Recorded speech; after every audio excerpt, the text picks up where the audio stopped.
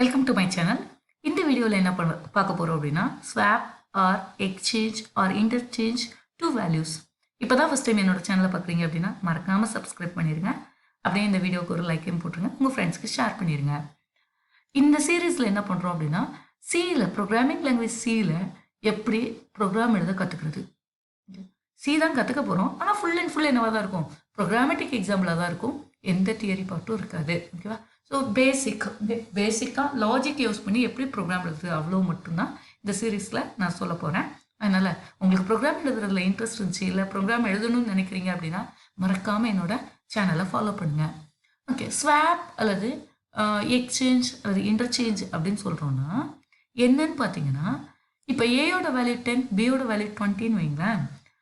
நான் கொஞ்சம் ப்ராசஸ் பண்ணதுக்கப்புறம் ஏயோட வேல்யூ 20ஆகவும் பியோட வேல்யூ 10ஆகவும் வந்துருச்சுன்னா, அதாவது இங்கே இருக்கிற வேல்யூ அங்கேயும் அங்கே இருக்கிற வேல்யூ இங்கேயும் கொண்டு வந்து வைக்கிறது, அவ்வளோதான். ஓகே, கிச்சனில் இருக்க திங்ஸை கொண்டு வந்து ஹால்லையும், ஹாலில் இருக்க திங்ஸை கொண்டு கிச்சன்லேயும் வைக்கிறது. அப்படி நான் வைக்கிறேன்னா அதுதான் ஸ்வாப் அல்லது இன்டர்சேஞ்ச். ஓகே, சரி. அப்போ ஒரு இடத்துல இருக்க பொருளை இன்னொரு இடத்துக்கு கொண்டு வைக்கிறது, அங்கே இருக்கிற பொருளை கொண்டு வந்து நான் இந்த இடத்துல வச்சுட்டேன் அப்படின்னா அதுதான் சொல்கிறேன் ஸ்வாப், எக்ஸ்சேஞ்ச் ஆர் இன்டர்சேஞ்ச் அப்படின்னு சொல்கிறேன்.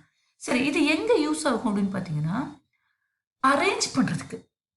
Okay, sorting.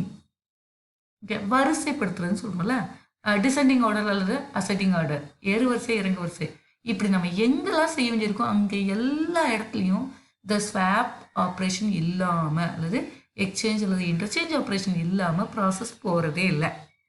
ஸோ அப்போ நமக்கு தேவை ஏயில் இருக்கிற வேல்யூ பிக்கு போகணும், பியில் இருக்கிற வேல்யூ ஏக்கு போகணும், அவ்வளோதான். ஓகே, இதுதான் நமக்கு தேவையான லாஜிக். ஓகேவா? ஸோ நான் என்னோட அவுட்புட், எக்ஸ்பெக்டட் அவுட்புட் என்ன, அதாவது இது இன்புட்டு, ஸ்டாட்டிக் வேல்யூன்னு சொல்லியிருக்கேன் பார்த்தீங்களா, அது இன்புட்டு. நான் என்ன பண்ணுறேன்னா இதுதான் எனக்கு அவுட்புட்டாக வேணும் அப்படின்னு நினைக்கிறேன். ஓகே, இதுதான் என்னோட எக்ஸ்பெக்டட் அவுட்புட். ஓகே, இதுதான் எனக்கு அவுட்புட் வேணுங்கிற அவுட்புட். ஓகேவா? ஸோ இப்படி எப்படி கொண்டு வரது அப்படின்னு கடைசி வரைக்கும் வீடியோ பாருங்கள், நடுவில் நிப்பாட்டிடாதீங்க. ஏன்னா கடைசியில் தான் என்ன பண்ணுறோம், பர்ஃபெக்ட் டெஃபினிஷனோட அல்காரிதம் கொண்டு வர போகிறோம். ஓகேவா? அதனால் நீங்கள் முதல்ல பார்த்துட்டு அரைகுறையாக இதுதான் லாஜிக் அப்படின்னு தெரிஞ்சுக்காதீங்க. ஸோ நமக்கு என்ன வேணும்னா ஏக்கு பியோட வேல்யூ வேணும். நான் என்ன பண்ணுறேன்னா பியோட வேல்யூவை ஏக்கு அசைன் பண்ணுறேன்.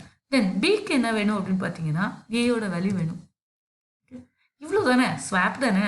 ஸோ அதனால் என்ன பண்ணுறோம், ஏக்கு பியோட வேல்யூ, பிக்கு ஏயோட வேல்யூ வேணும் அப்படின்னு நினைக்கிறோம். இதுதான் நம்மளோட தாட். ஓகே, ஸோ முதல்ல என்ன பண்ணலாம்னா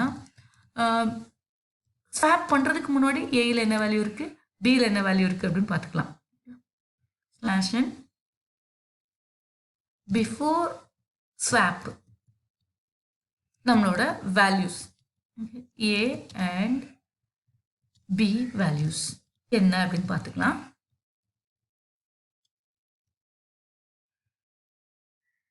நான் என்ன பண்ணுறேன்னா இங்கேயே டிஸ்பிளே பண்ணுறேன், ஏயோட வேல்யூவையும் பியோட வேல்யூவும் என்ன பண்ணுறேன் கமா போட்டு பியோட வேல்யூவும் டிஸ்பிளே பண்ணுறேன்.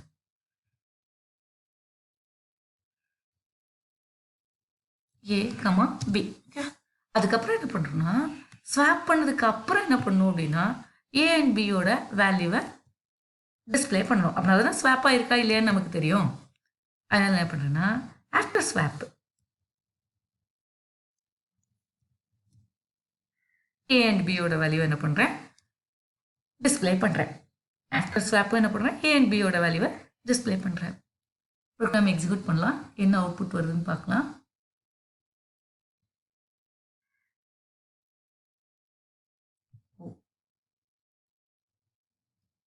Just a minute.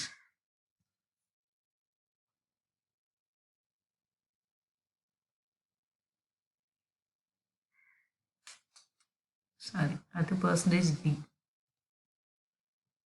கொஞ்சம் பிஏ டிஸ்பிளே பண்ணுறோம் அப்படின்னு நினச்சதுனால அப்படியே பின்னு சொல்லிட்டேன். அது என்னன்னு பார்த்தீங்கன்னா பர்சன்டேஜ் டி போட்டிருக்கணும்.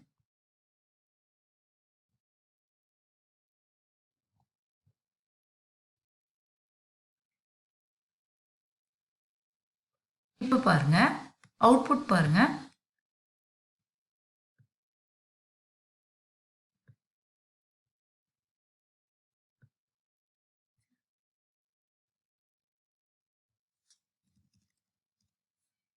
நமக்கு ஸ்க்ரீன் அவுட் ஆஃப் ஸ்க்ரீன் போயிடுச்சு. அதனால் என்ன பண்ணுவோம்னா ஏ அண்ட் பி வேல்யூஸுங்கிறத எடுத்துருவோம். அப்போ நமக்கு ஈஸியாக இருக்கும். பிஃபோர் ஸ்வாப் என்ன இருந்துச்சு, ஏயில் 10ம் பியில் 20யும் இருந்துச்சு. ஆஃப்டர் ஸ்வாப் பார்த்தீங்கன்னா ஏயிலையும் 20 தான் இருக்குது, பியிலையும் 20 தான் இருக்குது. ஆனால் நம்மளோட எக்ஸ்பெக்டேஷன் என்னென்னா ஏயில் 20 இருக்கணும், பியில் 10 இருக்கணும். இப்போ என்ன ஆயிடுச்சுன்னா ஏயோட ஓல்டு வேல்யூ பியோட வேல்யூவால் ரீப்ளேஸ் ஆயிடுச்சு. பியோட நியூ வேல்யூவால் என்ன ஆயிடுச்சு, ரீப்ளேஸ் ஆயிடுச்சு. ஸோ அதனால் இப்போ திரும்பவும் நீங்கள் ஏயை வந்து பிக்கு வந்தீங்கன்னா பியில் என்ன வேல்யூ இருந்துச்சோ அதுவே கொடுத்துருச்சு. ஓகே, அதனால தான் என்ன ஆகலை அப்படின்னா நமக்கு ஸ்வாப் ஆகலை. ஓகேவா? ஸோ என்ன ஆயிடுச்சு அப்படின்னா அதாவது நீங்கள் இந்த லைன் எக்ஸிக்யூட் பண்ணலைன்னா கூட ஆட்டோமேட்டிக்காக ஏலையும் பியில் என்ன தான் இருக்கும், 20 தான் இருக்கும். ஏன்னா பியில் இருக்க வேல்யூ நான் என்ன பண்ணேன், ஏக்கு போட்டேன். ஸோ அதுக்கப்புறம் ஏயோட மெமரி லொக்கேஷனில் என்ன தான் இருக்கும், 20 தான் இருக்கும். நாம் எக்ஸ்பெக்ட் பண்ண மாதிரி என்ன ஆகலை, ஸ்வாப் ஆகாது. நம்ம எக்ஸ்பெக்ட் பண்ண மாதிரி ஸ்வாப் ஆகாது. ஓகே, ஸோ அப்போ என்ன பண்ணணும் அப்படின்னு பார்த்தீங்கன்னா ஏயோட ஓல்டு வேல்யூ எங்கேயாவது ஒரு இடத்துல ஸ்டோர் பண்ணி வைக்கணும். அப்படின்னா தான் என்ன பண்ண முடியும் அப்படின்னா பியோட வேல்யூ, அதாவது பிக்கு அசைன் பண்ணும்போது அந்த ஓல்டு வேல்யூ கொடுக்க முடியும். ஓகே, சரி, ஃபார் எக்ஸாம்பிள் நம்ம ஸ்டவ்வில் சாம்பார் கொதிச்சிட்டு இருக்கு. ஓகே, நடுவில் காஃபி போடணும் அப்படின்னு நினைக்கிறோன்னு வைங்களேன், சாம்பாரை இறக்கி கீழே வச்சுட்டு அதுக்கப்புறம் தான் நம்ம என்ன பண்ண முடியும், பால் பாத்திரத்தை வைக்க முடியும். அப்படிதானே? அப்படியே சாம்பார் மேலே பால் பாத்திரத்தை வைக்கிறேன் அப்படின்னு சொல்லி நம்ம வைப்போமா, என்ன வைக்க மாட்டோம். அப்படிதான் இது வச்சதுனால என்ன ஆயிடுச்சு, சாம்பாருக்குள்ள பால் கொட்டி போச்சு. ஓகே, அப்போ இறக்கி கீழே வைக்கணும்னா எனக்கு இன்னொரு இடம் வேணும். ஓகே, அதை என்ன பண்ணணும் அப்படின்னா ப்ரோக்ராமிங் லாங்குவேஜில் இன்ட்ரடியூஸ் பண்ணிவிட்டு அதுக்கப்புறம் அந்த நியூ வேரியபிளை இன்ட்ரடியூஸ் பண்ணிட்டு தான் என்ன பண்ண ப்ராசஸ் பண்ணோம். அதை நான் என்ன பண்ணுறேன்னா டெம்ப் அப்படின்னு சொல்கிறேன். அதாவது ஒரு டெம்பரவரி வேரியபிள். இந்த டெம்பரவரி வேரியபிளில் முதல்ல என்ன பண்ணுறோம் அப்படின்னா ஏயோட அந்த பழைய வேல்யூவை அப்படியே ஸ்டோர் பண்ணி வச்சுக்கிறேன். ஏயில் என்ன பண்ணுறேன், பழைய வேல்யூவை அப்படியே ஸ்டோர் பண்ணி வச்சுக்கிறேன். இப்போ என்ன பண்ணுறேன்னா சாம்பாரை இறக்கி கீழே வைக்கிறேன். வச்சதுக்கப்புறம் பால் பாத்திரத்தை தூக்கி என்ன பண்ணுறேன், ஏல வைக்கிறேன். பால் கொதிச்சதுக்கு அப்புறம் திரும்பவும் சாம்பாரை தூக்கி வைக்கிறேன். ஓகே, அப்போ என்ன பண்ணும், முதல்ல ஒரு டெம்பரவரி வேரியபிள் இன்ட்ரடியூஸ் பண்ணும். அந்த டெம்பரவரி லொக்கேஷனுக்கு என்ன பண்ணும், ஏஐ அசைன் பண்ணும். தென் ஏக்கு என்ன பண்ணலாம், பியோட வேல்யூ அசைன் பண்ணிடலாம். பிக்கு என்ன பண்ணும், அந்த ஓல்டு வேல்யூ ஆஃப் ஏ அது எங்கே இருக்குன்னு பார்த்தீங்கன்னா டெம்பரவரியில் இருக்குது. அதை அசைன் பண்ணிட்டீங்கன்னு வைங்களேன், ஆட்டோமேட்டிக்காக நமக்கு என்ன பண்ணிடும்னா பர்ஃபெக்டாக இன்டர்சேஞ்ச் ஆயிரும். இப்போ அவுட்புட் பாருங்க. பிஃபோர் ஸ்வாப் வந்து ஏயில் என்ன இருந்துச்சு, 10 இருந்துச்சு, பியில் 20 இருந்துச்சு. ஆஃப்டர் ஸ்வாப் என்ன ஆயிடுச்சு, ஏயில் 20, பியில் 10. நாம் என்ன எதிர்பார்த்தோமோ அந்த அவுட்புட் வந்துருச்சு. இதுதான் என்னது சிம்பிள் லாஜிக். ஓகே, இதே மாதிரி இன்னொரு லாஜிக்கும் இருக்குது. ஓகே, இந்த மாதிரி டெம்பரவரி வேரியபிள் யூஸ் பண்ணாமல். ஓகே, இது ஸ்பேஸ் கொஞ்சம் எக்ஸ்ட்ரா எடுக்கும், ஆனால் டைம் சேவிங். அடுத்தது என்ன பண்ணுறோம், ரிப்பீட்டட் அடிஷன் சப்ராக்ஷன் யூஸ் பண்ணி என்ன பண்ண போகிறோம். அந்த வீடியோ அடுத்து போடுறேன், மறக்காமல் அதையும் பாருங்கள். Thank you so much.